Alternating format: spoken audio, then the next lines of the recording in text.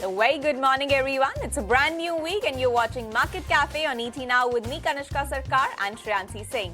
Well, over the next 1 hour, we'll get you top developments from India and around the world, and also tell you about the stocks to keep on your radar today. Well, first things first, Trump's tariffs will kick in this week, but the stock markets are already reeling under the impact of his announcements.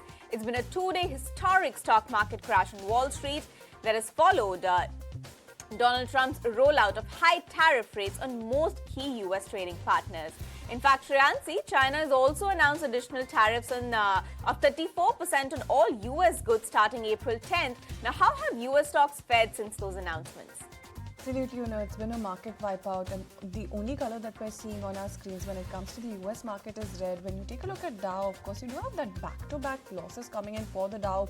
Losses to the tune of more than 1,500 points, in fact, for the Dow for the first time ever, including a 2,200 plus point shellacking that we saw coming in on Friday as well. When you take a look at the S&P 500 as well, it's not looking like it's better there, because there's a drop of 6% that you saw coming in to end the week for its worst performance coming in since the outbreak of the pandemic. So that's the kind of picture that you're seeing emerge for the S&P 500 as well. Benchmark, in fact, has lost 10% in the last 2 days, pushing it to more than 17% below its February record, and also perilously close to a 20% bear market. So that's the kind of number that you're working with when it comes to S&P 500. Even when you take a look at Nasdaq, then that's the one that entered a bear market down 22% from its record after those losses that we had coming in on Thursday and Friday as well of nearly 6%.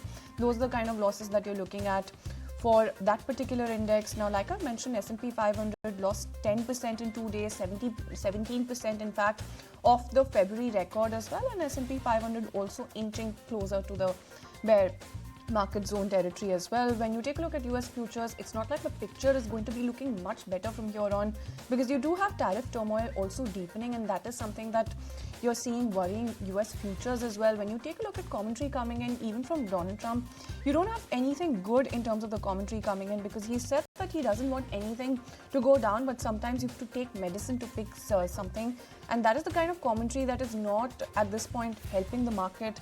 So largely that's the kind of handover that you're looking at. When it comes to the US market, of course, you do have Vietnam also offering to remove tariffs on US. Other than that, India also seeking US trade talks, signaling that there's going to be no tariffs, and Australia also some key commentary coming in there, because you do have the in fact some news and updates in fact coming in there, because you do have Australia's PM also extending leads when it comes to the polls and also slamming Trump. That's the kind of roundup that you have coming in as far as geopolitics is concerned, but primarily as far as US market is concerned.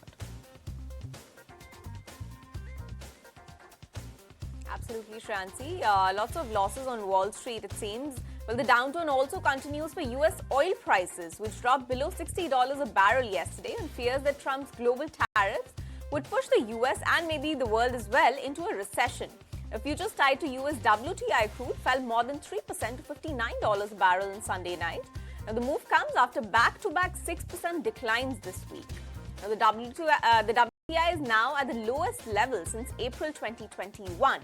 Now, remember, these moves come as worries are mounting that tariffs could lead to higher prices for businesses, which could lead into a slowdown in economic activity that would hurt ultimately demand for oil. In fact, JP Morgan believes that the tariffs, which are set to take effect this week, would likely push the US and possibly global economy into recession this year.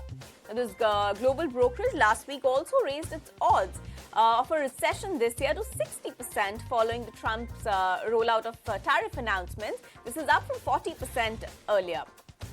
Now, looking at another commodity, the yellow metal fell more than 3% on Friday, erasing gains from earlier last week. Now, this comes as investors sold off gold to cover their losses from a wider market meltdown, as an intensifying trade war sparked concerns of a global recession. The spot gold was down 2.9%, that is almost 3%, at $3,024 an ounce. This is after hitting in session low of $3,015 earlier in the session. Now, it hit a record high of $3,167 on Thursday of that week. Now, for the week, gold was down almost 2%. On the technical front, spot gold price managed to hold above the 21-day moving average of $3,023. Now, however, gold is still up about 15% this year, driven by a robust central bank purchase and its overall appeal as a safe hedge against economic and geopolitical uncertainties. Now, keeping it with the oil space this time, in a surprise move, Saudi Arabia has slashed oil prices to Asia by the most in over 2 years, just days after OPEC announced an output hike. Now, Aramco is cutting Arab Light prices by $2.30 a barrel for May, even as oil prices tumble and global demand jitters rise. Now, the OPEC Plus move, led by Riyadh and Moscow, adds 4 lakh barrels a day to markets deepening the oil price route. It does look like Monday blues has in fact come with a tinge of red, and that is something that we see extending as far as Bitcoin is also concerned. Bitcoin also joining the global rout after falling over 6% last evening below the $78,000 mark. Even as cryptos also succumbed to the sell-off triggered by Trump's tariffs. In fact, over $400 million in long positions were liquidated in just 24 hours. So that's the kind of number that you're working with. In fact, with global markets also losing over $7.5 trillion in just 2 sessions, you do have crypto traders that are also bracing for more pain, with Bitcoin down 15% this year. So that's what you're working with for Bitcoin, not just in terms of one session, but on a year-to-date basis.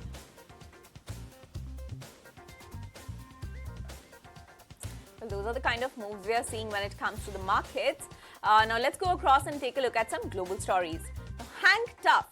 That's the message Trump has given to Americans as global markets stumble and China fires back with a 34% tariff.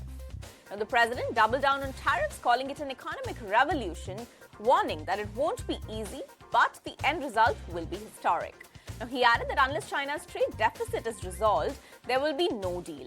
He doesn't want stocks to go down, but sometimes you have to take a medicine to fix something, is what he says. Listen in to that excerpt. I don't want anything to go down, but sometimes you have to take medicine to fix something. I spoke to a lot of leaders, European, Asian, from all over the world. They're dying to make a deal. Let's also get you some news and updates. Meanwhile, thousands took to the streets across all 50 US states in the largest wave of protests since Trump took office. There you have it, some visuals on your screen as well. In fact, demonstrators also rallied against deep budget cuts, immigration crackdowns, as well as sweeping tariffs. While on the other hand, this is what people who elected him did, and on the other hand, you did have Trump who spent the day golfing in Florida.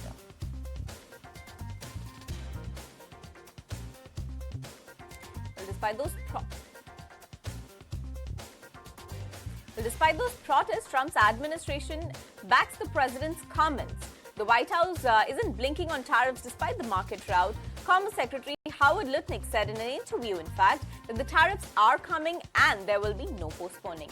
Treasury Secretary Scott Bessent echoed that line as well, saying that they will hold the course even as over 50 nations push for talks.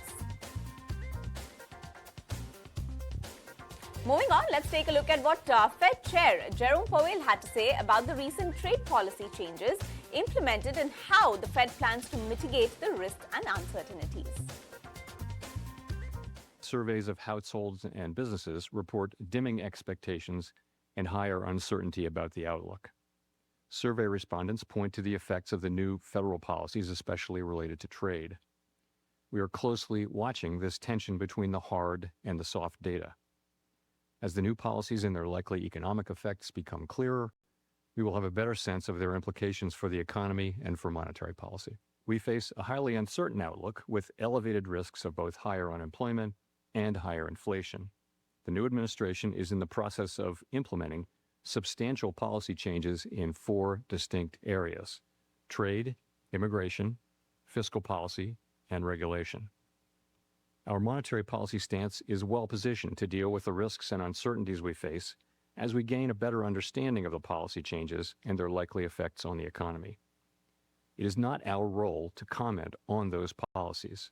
Rather, we make an assessment of their likely effects, observe the behavior of the economy, and set monetary policy in a way that best achieves our dual mandate goals. We have stressed that it will be very difficult to assess the likely economic effects of higher tariffs until there is greater certainty about the details, such as what will be tariffed, at what level, and for what duration, and the extent of any retaliation from our trading partners.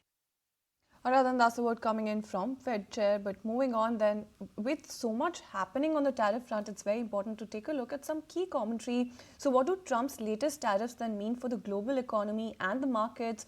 Is a recession imminent at this point? Listen to top voices on the way ahead.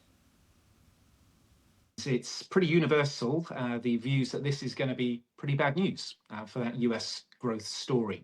As I say, consumer spending is going to be under downward pressure, and businesses are going to be facing a very uncertain economic environment. Are they going to be putting money to work immediately? Maybe not. So there is this sense that stagflationary risks are on the rise. So it's not just the tariffs that India and other countries have to contend with. They've also got to acknowledge that the growth cycle may be changing quite rapidly in America as well. This economy is not going to do as well as we thought a month ago, and that's the Fed saying that. That's also a consensus saying that. So the U.S. economy is going to suffer. We're not going to have as much growth, and we're certainly going to have higher rates of inflation in response to rates of inflation moving a little bit higher over the next, say, 7 or 8 months. Slowdown that we are likely to see in the US. I also don't anticipate a full-scale recession, negative GDP growth, but I can see, as we move into the second half of the year, lower GDP growth and a slight uptick in inflation. That is not really, I think, a good news for emerging markets. Well, that's the word coming in from global experts. Now, as global markets tank, China's message was clear. The market has spoken, it says. Beijing has blamed Trump's tariff war for the global rout, calling it unprovoked and unjustified. The Chinese Foreign Ministry urged Washington to return to equal-footed consultation just a day after reciprocating with higher tariffs against the U.S. European Union countries backed for a united front against the US in their fight against tariffs, likely set to approve the first set of targeted countermeasures of up to $28 billion. In fact, these reciprocal tariffs could be imposed on items across categories, the likes of dental floss as well as diamonds. So that's the kind of variety that you're working with. In terms of the items that these tariffs can be imposed on, EU in fact will be joining the likes of China and Canada in giving a strong response to the US.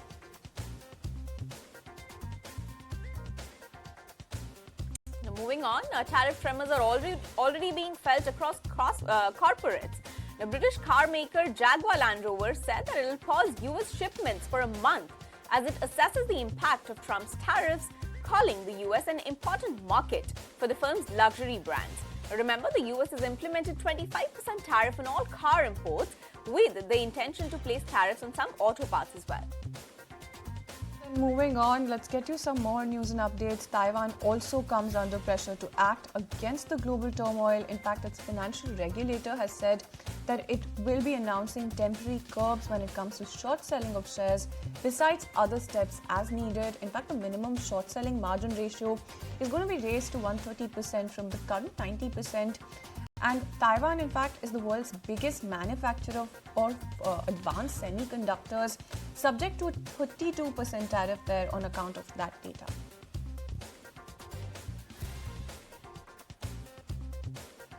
Next up, JP Morgan Chase & Company has predicted that the United States economy will enter into a recession this year, largely due to the impact of new tariffs announced by President Donald Trump. Michael Feroli, the firm's chief U.S. economist, said that they anticipate a two-quarter recession in the second half of 2025, with GDP shrinking 1% in quarter 3 and 0.5% in quarter 4. Now, he also said that they see a 60% chance of the global economy entering the recession by the end of this year, up from 40% previously. The S&P Global has also raised its subjective probability of a U.S. recession between 30% and 35% from 25% in March. Now, last week, before April's second tariffs announcement, Goldman Sachs has also raised the probability of a U.S. recession to 35% from 20% earlier, noting that economic fundamentals were not as strong as in the previous years. Alright, and with that, it's time for a very quick breather on the show. When we come back, we'll get you a quick check going on the Asian markets and tell you how bad the plunge is when it comes to Asian indices. But see you then after a very short break. Hello and welcome back to ET Now. You're watching Market Cafe with me, Kanishka Sarkar and Shreyansi Singh. But before we get you top developments on the domestic front, let's get you a quick Asian market check. Well, just as the Wall Street, Asia Pacific markets are extended their sell-off this morning, tracking the Wall Street as fears of over a global trade war sparked by Trump's tariffs are fueling a risk-off mood. The Japanese market led the losses in the region in early trade. The benchmark Nikkei 225 has plunged more than 6% currently. In fact, earlier in the day, trading in Japanese futures was suspended due to market hitting circuit breakers. Over in South Korea, the Kospi index fell more than 4% at open, but has managed to recover a bit and is currently trading about 0.5% lower. Hong Kong's Hang Seng index is down almost 10% currently, whereas China's Shanghai is trading more than 6% lower. Remember, these moves come as White House officials have so far shown no sign of backing away from their sweeping tariff plans, and China declared the markets had spoken on their retaliation through levies on US goods. In fact, US President Donald Trump has said that markets would have to take their medicine and he would not do a deal with China until the US trade deficit was sorted out. Now, back home as well, the Nifty ended around 22,900 levels on Friday. That is 1.5% lower than its previous close. Now, going into the day ahead, implied Nifty is suggesting a gap down opening nearly 1% lower around the 22,130 levels. Rather, not even a mundane Monday is what we're penciling in, because you do have a slide coming in when it comes to the US markets. A market wipeout is what you're looking at for US. And even when you take a look at Asia, it's quite the plunge that you have across the board. So it doesn't look pretty for us. Let's see how that pans out for us and just how bad it gets today. Welcome back to ET Now. You're watching Market Cafe with me, Kanishka Sarkar and Shreyansi Singh. Moving on, let's get you some news updates on the domestic front. Well, in an exclusive chat with ET Now, DIPAM Secretary Arunesh Chawla says that they're working on divestment of few PSUs for FY26, and that'll be completed, the transaction will also be completed for IDBI soon. Now, listen in to that excerpt. You've already seen the first curtain raiser of that calibrated disinvestment strategy with the Mazagon Dock OFS. You will see many more of these going forward, and almost at regular intervals. We are also working on strategic disinvestments of a few enterprises, and together this will be a good year. And as far as IDBI is concerned, in fact, we've heard that the due diligence process has already been completed. So when can we expect financial bids? IDBI is a multi-stage process, but it's going on smoothly on all fronts. We are working on various aspects in parallel. The virtual data room has been established, and all queries and questions have been resolved. The shareholder agreements is being framed. The asset valuer has been appointed. The transaction advisors are in place. So all these actions going forward should help us reach our destination. So can we expect it to be announced, especially during first quarter of the current financial year? I would not prejudge or announce a fixed timeline, but as I said, expect good results, and we will let you know when the time comes. Okay, sir. And what about other transactions like NMDC Steel, Shipping Corporation of India? There are about half a dozen other transactions which are proceeding in parallel. These are all complex multi-stage processes, and they will mature time by time, and you will hear them in the due course. Radhan, some key commentary to start your day with. But moving on, then, Commerce and Industry Minister Piyush Goyal stirred a controversy plot by criticizing Indian startups for focusing too much on services like food and grocery delivery. In fact, Sumit Chaturvedi caught up with the minister where he talks about the issue and also about startups. Let's go. Whether deals are signed or no, the important element is that more and more connections will be made. And with those connections, people will find an opportunity to grow their business. And India's economy will boom as well because of the... Indian economy is poised for a very bright future, and you can see that from whatever I've seen so far, I can see a huge tech focus. Now we need to channelize this focus to achieve greater heights. And India's startups is global also. It's going to go global and going to give India...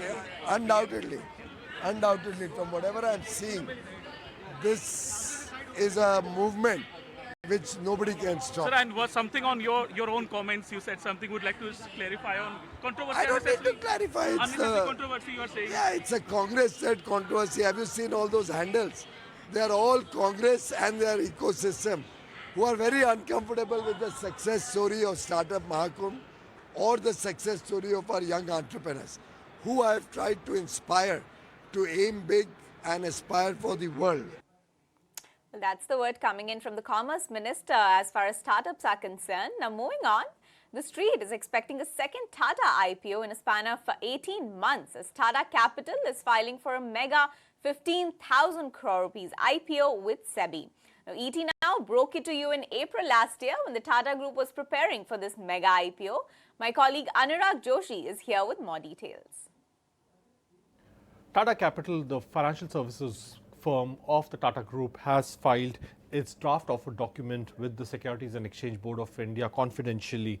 Tata Capital is said to be planning a 15,000 crore rupee IPO. An IPO will be a combination of both the sale of new shares and also offer for sale by Tata Sons and the existing holders of the company. Tata Sons own 93% equity stake in Tata Capital, and the confidential filing of the IPO guidelines were introduced by SEBI in 2022. On February 25, Tata Capital's board had approved the IPO plan, and Tata Capital will issue 23 crore shares, new shares to the public through the IPO.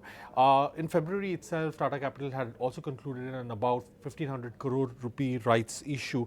ET Now had broken the story about Tata Capital's preparations for the IPO in April 2024. All right, thanks Anurag for getting us a check going there. But tell you what, let's also take a very quick look at the Asian markets, because when you take a look at that picture, it's a tinge of red coming in across the board. There you have it on your screens. When you take a look at Hang Seng, 8.9% is the kind of number that you're working with in terms of losses for Hang Seng. Even for Kospi, 0.6% downtick is what you're looking at. Let's also take a quick look at ASX. There you have it, Nikkei on your screens, though 5.7% downtick coming in. Let's also take a look at ASX 200. That one is down just about 4% at this point. And that's the one that's declining the least, barring the exception of the Kospi. Shanghai, there you have it. Nearly a 6% cut coming in as far as Shanghai is also concerned. So very bad picture is what you're looking at across the board, and it's Hang Seng really that's just leading the losses at this point. Kospi holding on to a slight tinge of red, but there you have it, 9% downtick coming in as far as Hang Seng is concerned. But leaving you with that, see you on the other side of that very short break.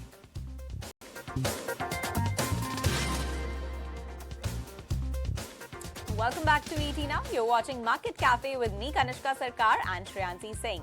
Now, as we head into the trading day ahead, let's get you a quick list of stocks to keep on your radar today. Well, my colleague Varun is standing by with just that. Good morning. So let me start with some of the quarterly updates, wherein IndusInd Bank has shown a weak update, wherein the net advances are down 5.2% on a quarter-on-quarter basis. On a YOY basis, they are up by 1.4%. The CASA ratio is down by 210 bips on a quarter-on-quarter basis, and YOY basis they are down by around 510 basis points. Indian Bank, the updates are mixed, wherein the deposits are up by 5% and the gross advances are up by 5.2% on a quarter-on-quarter basis. For Utkarsh Small Finance Bank, the overall gross loan portfolio is up by 7.5% on a YOY basis. Total deposits are up by 23.4%, and CASA ratio has shown an improvement on a YOY and quarter-on-quarter basis as well. Now let me tell you about trend. The overall performance has been good, wherein the revenues are up by 28% and the for Q4 FY25 and for the full year FY25, the revenues are up by 39%. Jubilant Foodworks, the consolidated revenue from operations are up by 33.9% in this quarter. Domino's India like-to-like growth has come in around 12.1%. Godrej Consumer, the company says on a standalone basis, the underlying volume growth is expected to be in mid-single digit and the revenue growth is expected to be in high single digit. Also on a consolidated basis, they expect high single digit sales growth with mid-single digit underlying volume growth. For Nykaa, the consolidated revenue growth is expected to be in low mid 20s on a year-on-year basis. In the beauty vertical, they expected to be ahead of industry in the low 30s, and also the GMV for fashion vertical is expected to be in mid teens with sequential improvement in core platform business.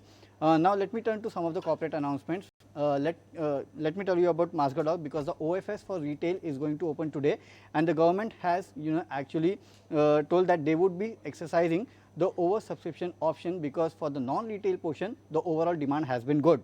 Delivery, the company's board has approved 99.4% acquisition of Ecom Express Limited for around 1400 crores. Nykaa, the company has entered into an operation and management agreement with Kamavari Sangam. This would be to govern the operation, maintenance and overall management of the hospital. Godrej Properties, the company would develop a project in Warsaw and the overall sales potential is around 1350 crores. ITC, the company has bought stake in Ample Foods Private Limited for 131 crores. There is a commentary coming from JLR, so keep an eye on Tata Motors. They have announced a pause in vehicle shipments to US following the tariffs that have been implemented from the US administration.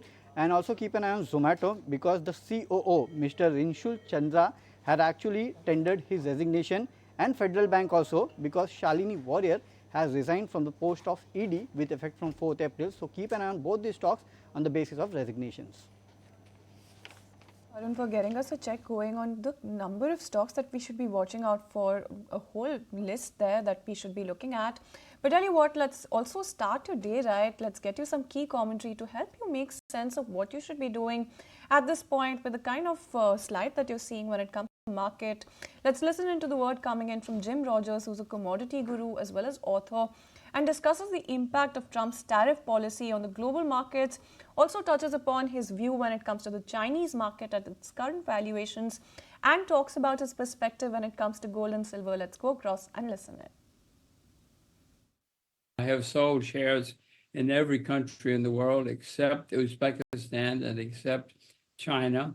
I don't have many shares in it. I have a lot of cash, and the cash is mainly in US dollars, because it's been the longest period in American history without a problem. The market was looking for a problem, and Mr. Trump has come along and given us a problem. I mean, tariffs have never been useful for anybody, and I'm afraid we're going to see serious problems in the financial markets worldwide. Sure. But Jim, do you not feel that because of tariffs for an overheated market like the US equities, there are going to be inflationary problems, there is going to be problem of growth or degrowth in this case? People are already talking about whether or not the US is going to hit recession. What's the probability that the dollar strength is here to stay? Well, I own a lot of US dollars. Even though the US is a terrible debtor nation, you should ask, why do I own dollars then?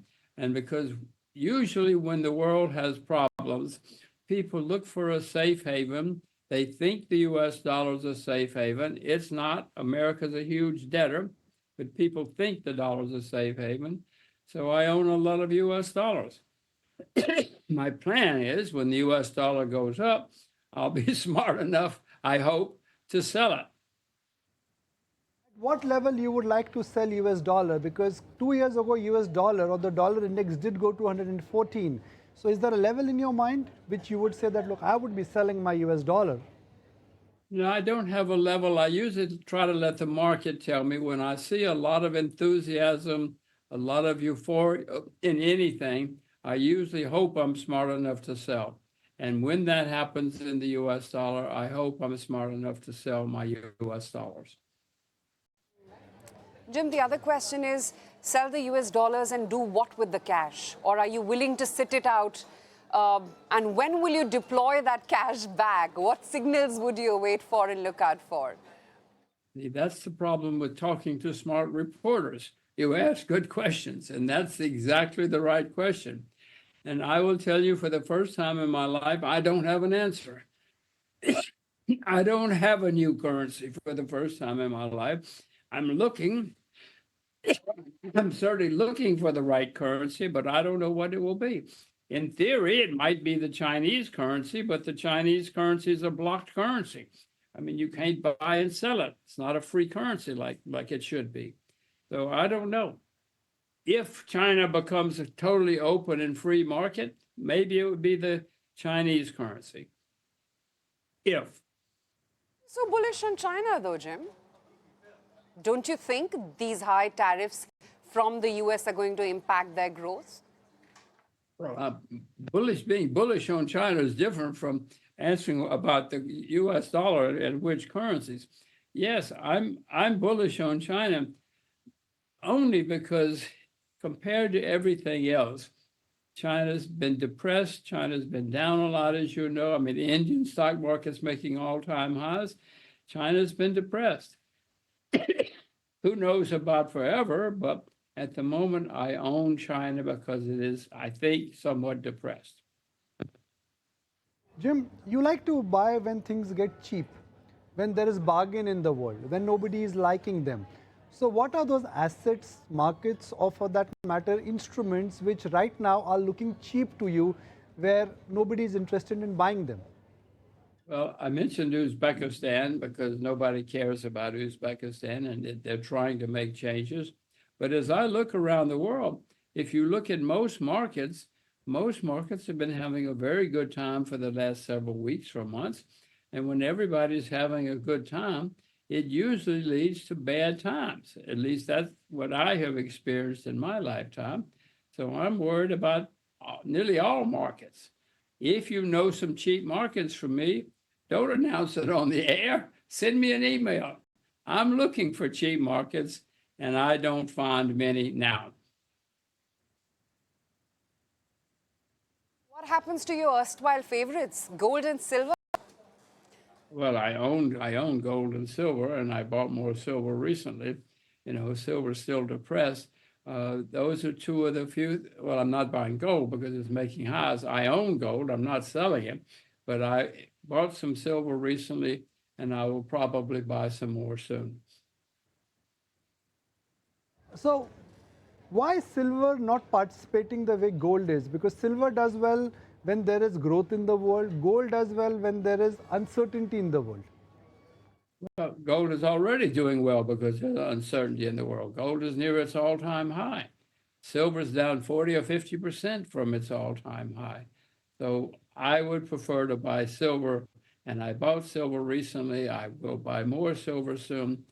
Silver's still down a lot. It's down nearly 40% from its all-time high. Gold is making all-time highs. And that's the word coming in from Jim Rogers. Now moving on, Ramesh Damani, BSC member and market veteran, also shared with us his views on impact of tariffs on global markets and the sectors that he's bullish on. Just listen into that. Somehow I do have exposure to technology and they are down, as you correctly pointed out. But I think it's a fairly rigorous sector for the next few years. So I wouldn't be in a hurry to get out. I think they'll do fine. I think the whole world runs on software and you kind of get that processing power in India, the GCC capability in India. So it is hard for me to see the sector going through a very strong recession. There's probably a more of a knee-jerk reaction. Damani, you always said the following, that every time when there is a reboot in the system, crisis will always create opportunity. So in this reboot right now, where in the market an opportunity is getting created for long-term investors? I'm using the word long-term investors. Yeah, I'm glad you're using that term because that's really the good way to look at the markets. I mean, we tend to look at markets in 3, 5, 7-year snapshots rather than what will happen in a quarter.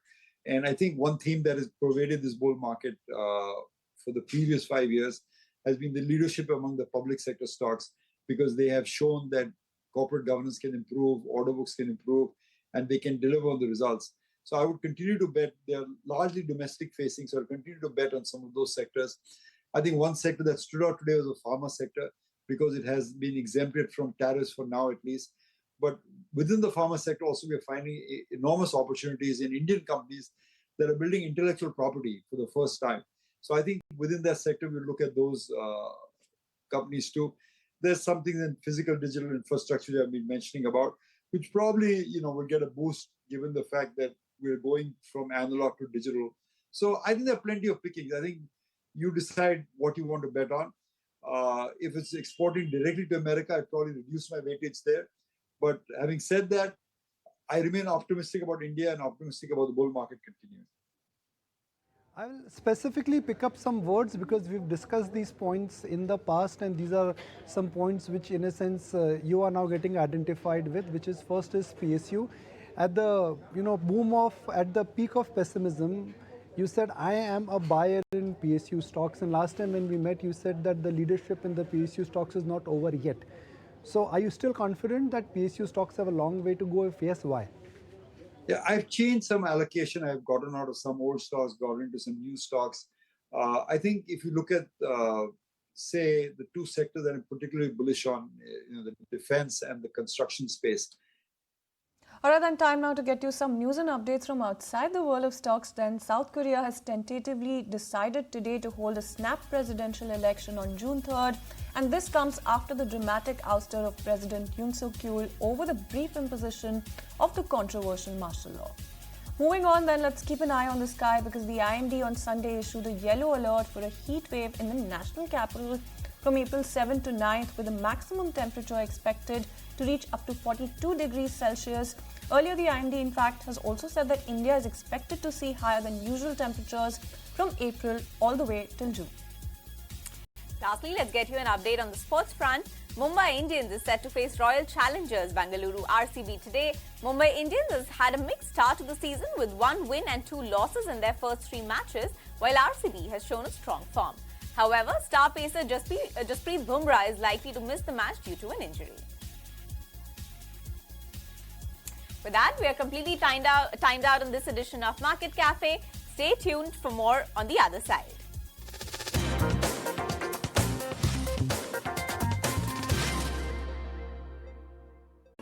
If you like this video, then like, share and subscribe to ET Now.